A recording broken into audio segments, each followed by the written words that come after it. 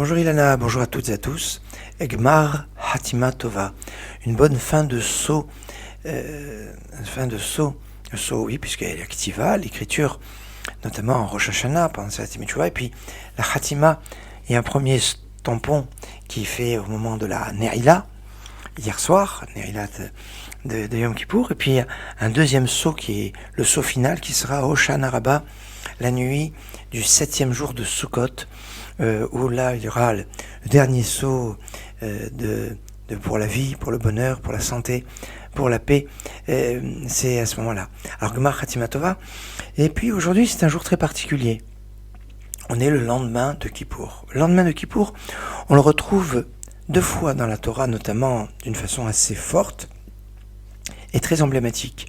On le retrouve quand Moshe avait reçu son beau-père, et à une discussion, est-ce que il a reçu son beau-père avant la réception de la Torah ou après la réception de la Torah?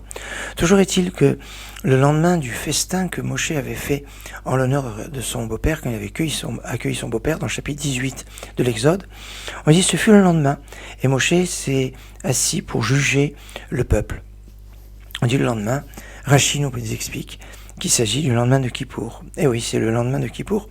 Bien que les affaires reprennent, entre guillemets, de juger, d'équilibrer, peut-être que chacun voulait faire du bien à l'autre et voulait le faire d'une façon la plus juste. Et c'est pour ça qu'ils sont venus voir Moshe, pas dans l'intention de belliqueuse, de conflit, mais pour essayer de progresser dans son rapport vis-à-vis de son prochain.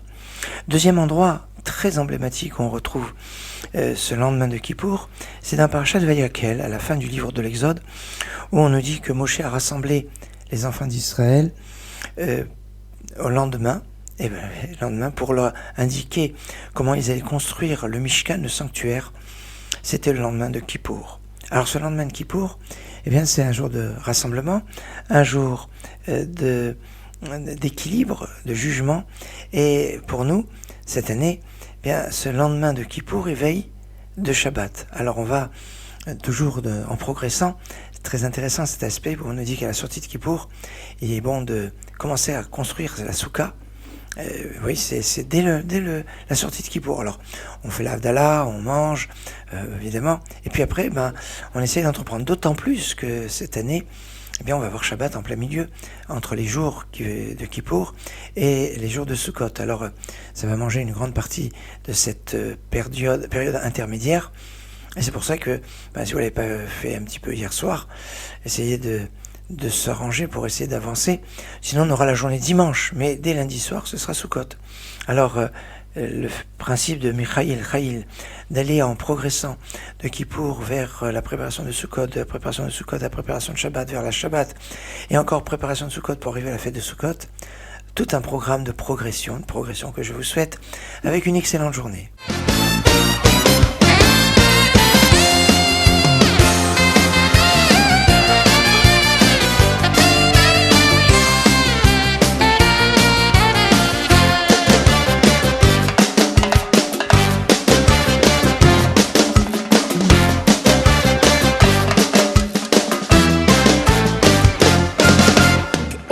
נמתח בדור מעלו דרוקים היועצים מזיבח היועץ